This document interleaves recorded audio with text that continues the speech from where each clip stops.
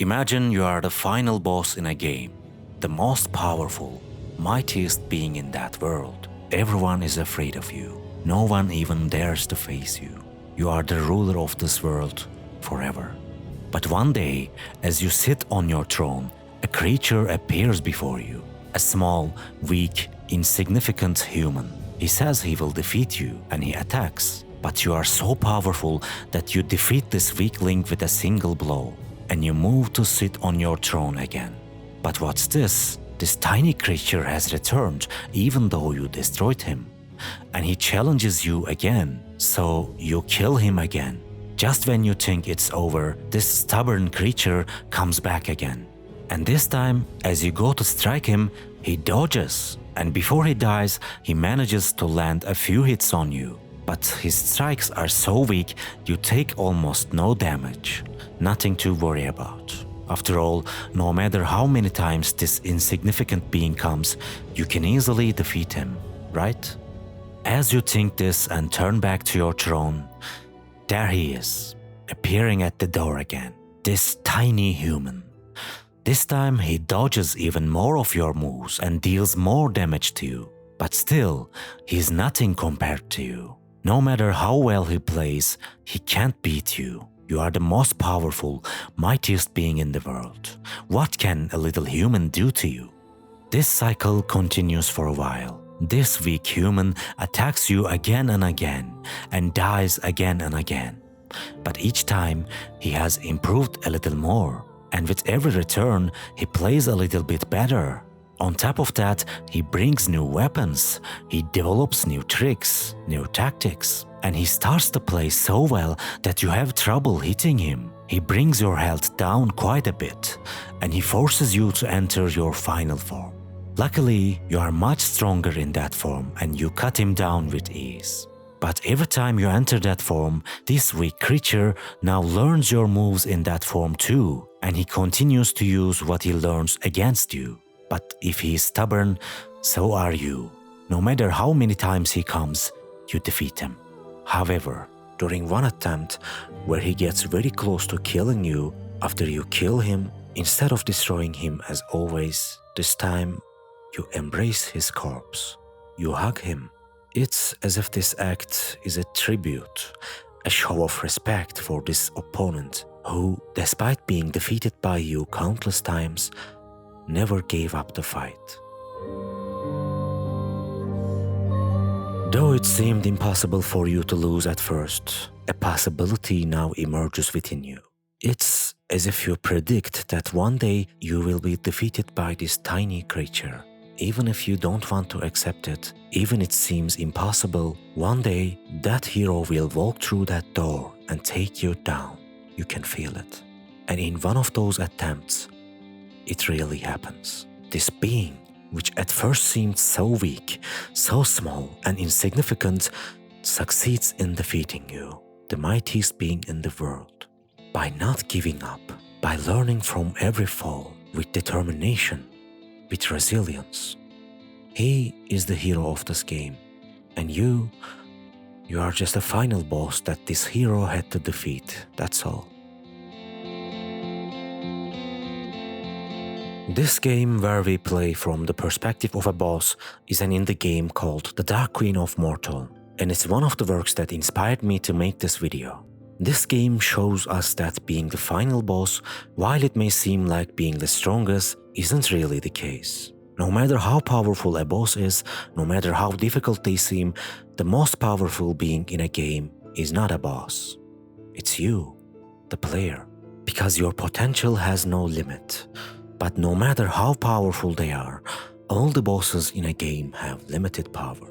When they fight you, they are using all their strength. But you, every time you are defeated, you only play better. And at some point, you certainly will defeat the boss. Because true strength is born from determination. And if you are determined enough, all bosses are doomed to be defeated. The Dark Queen of Mortal shows us this clearly. But that's not the only thing it shows.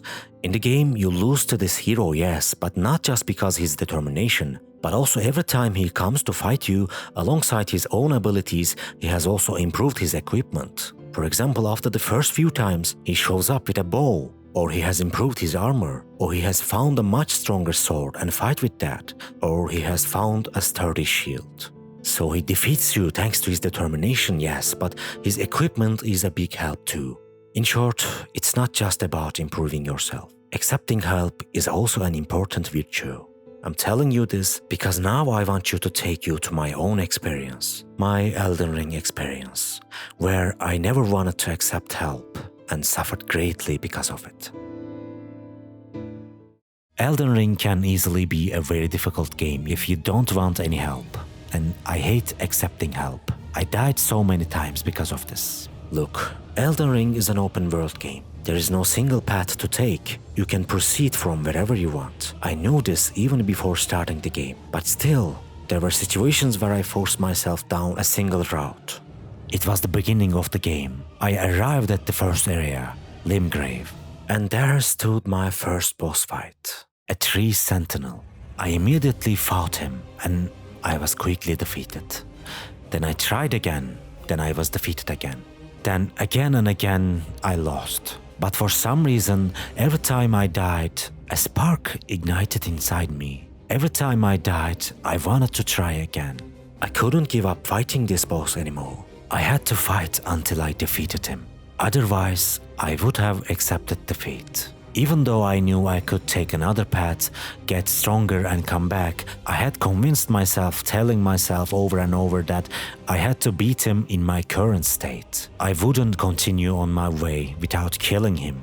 I had set my mind to it, and I did just that. I died countless times until I defeated him. And after a half-hour struggle, I managed to take him down.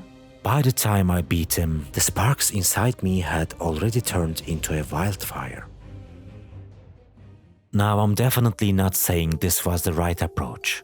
In fact, from a logical standpoint, it's a very foolish move. The game doesn't force this on you. If I had gone another way, if I had gotten a little stronger, I could have come back and killed the tree sentinel much more easily. I knew that. And I also knew that was the logical option. But why? Why did I not choose the right path, even though I knew it? There must be a reason. Well, this isn't something unique to me, of course.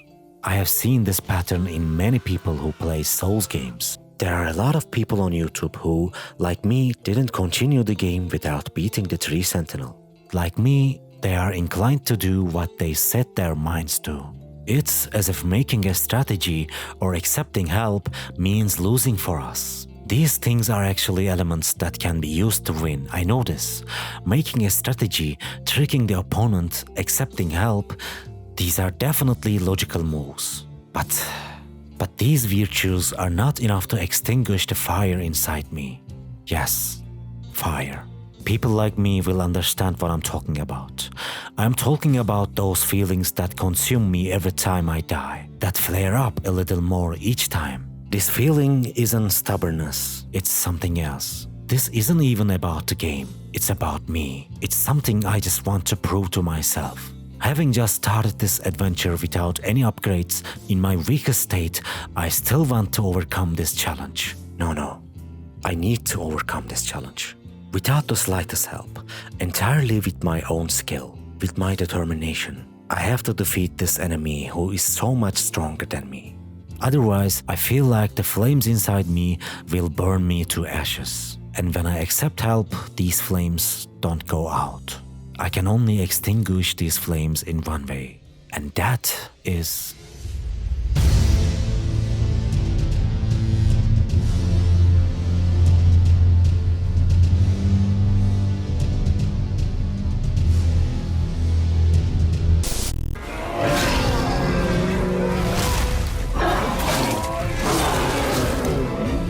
Yeah, I'm gonna talk about God of War in this video. God of War 2018 is a game I love, and its combat is fantastic. In the game, you play as Kratos, a demigod, a Spartan general, an unstoppable force.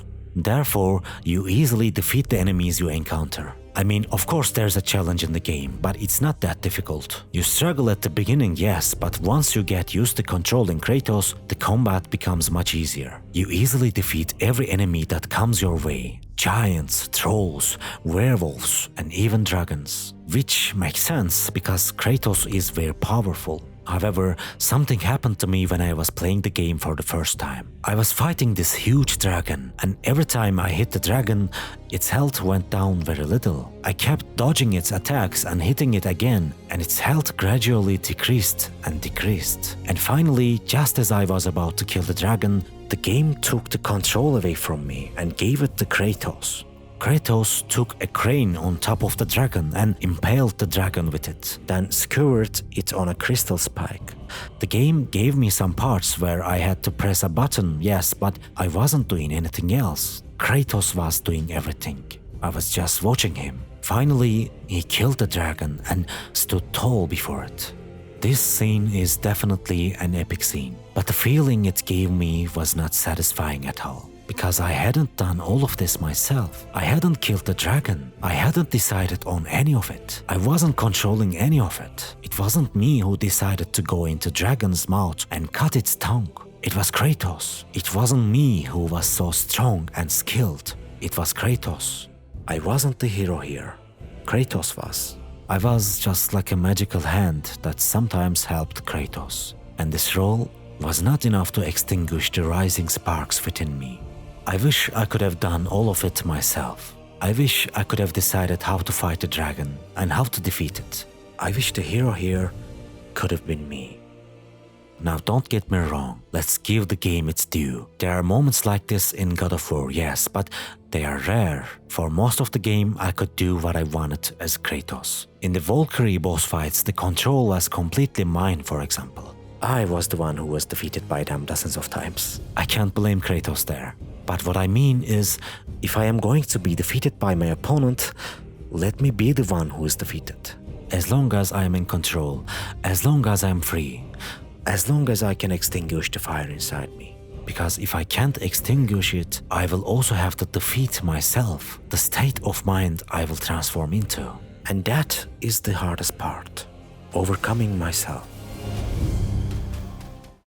You have probably heard of the manga Berserk, Kentaro Miura's unforgettable work, one of the best stories ever written, an inspiration for countless games and anime, from Dark Souls to Final Fantasy. I didn't get a chance to read it before Miura's passing, but I am very lucky to have been able to experience this unique story later. You have probably seen this lone warrior in a black cape carrying an ultra great sword and fighting demons. His name is Guts.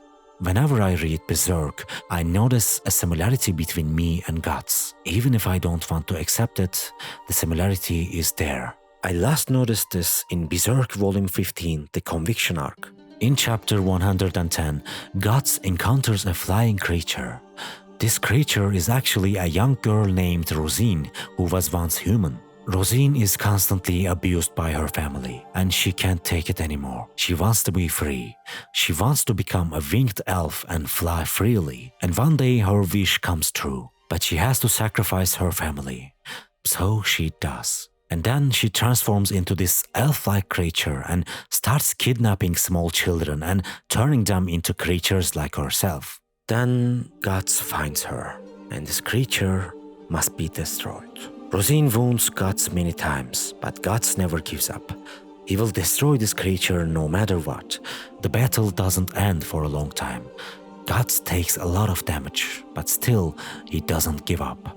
Rosine has the small children she transformed attack Guts, and Guts kills them without a second thought. Both Guts and Rosine are in a very exhausted state, and finally, Rosine decides to flee. Her best friend from when she was human, Jill, is also there. Rosine tries to take Jill and escape, but just as she is about to flee, Guts emerges from the flames. No matter how much damage he takes, no matter how much pain he suffers, he has not given up. He stands before Rosine with all his will, with all his strength. The last thing Jill sees is a terrifying monster emerging from the flames. And that monster is Guts. I assume you understand the point I am trying to make with this story. Guts also has a fire inside him, a determination that never gives up, that doesn't accept defeat. And that determination is what makes Guts invincible.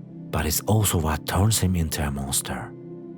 Of course, I'm not saying I have as much willpower as Guts. If I had a tenth of it, I'd probably be invincible in real life too. It's just, Guts shows me what I will become if I can't extinguish that fire inside me. A monster. Luckily, in both Elden Ring and God of War, I didn't turn into that monster. I was able to extinguish the fire inside me. I was able to feel like a hero. But there's a game where I crossed that line, and what I found there was much darker than I ever expected. And that game was... Undertale is an amazing indie game. As a small, weak child, you try to escape from a kingdom of monsters. In short, that's the story. There are different routes you can take in the game. One of these routes is the genocide route. Yes, you are a small child in the game, but as you kill, you get stronger. The route you take by killing everyone is called the genocide route. Anyway, if you take this route, you have to kill everyone and every creature you come across, good or bad. You get so strong that you can't even read how much damage you are dealing anymore. You kill every living thing you encounter with ease, and with every kill, you get even stronger. You don't struggle at all until the end of the game. This seems like the easiest route to take, until you encounter one of the final bosses of the game. Sans. But your damage is so high that you think this boss fight will be as simple as the previous ones. However, no matter how strong you've become, no matter how easily you've gotten here, Sans fight is perhaps one of the most difficult boss fights in any game. Sans changes the rules of the game. Whenever you try to hit him, he dodges. And if you can't hit your opponent, how strong you are doesn't mean much, right? Anyway, Sans literally plays with you. It's as if all the difficulty from all the innocent creatures you killed so easily has been transferred to Sans. In that moment, you experience all the hardship you haven't experienced throughout the game. And beating Sans is not easy at all. It was there, after dying countless times in my fight with Sans, that I suddenly saw everything more clearly. The obstacle to overcome in this fight wasn't Sans. It was me. The one who needs to be stopped wasn't Sans. It was me. The boss in this fight wasn't Sans. It was me. Until that moment, I had destroyed everyone who came before me with ease, but now, before me stood a determined hero, and he was doing everything he could to stop me. And I was a monster that needed to be destroyed. When I realized this, that fire inside me spontaneously went out. Before all these feelings inside me would never have passed without overcoming this challenge, without killing Sans. But now they were gone. I was relieved. So I quit.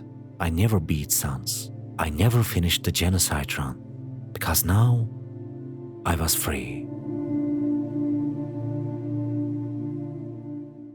So why did I tell you all this? Is there a point I'm trying to make? Or I'm just talking nonsense? All the things I have told you, all of this, heroism, sacrifices, hard choices, these are things that also exist in real life. Yes, maybe in real life we don't try to cut down our boss with a giant sword, but the virtues needed to overcome the challenges we face are the same. Willpower, persistence, determination, and most importantly, accepting help. Don't end up like me, please. Accepting help is the right thing to do. It's important to get back every time you fall, yes, but if there's a hand extended to you as you get back up, take it. We will always face challenges in life. The important thing is not to force yourself down a single path like I did while overcoming these challenges. Otherwise, you will also have to overcome yourself in the process. And believe me, that is the hardest route, because the hardest boss is you.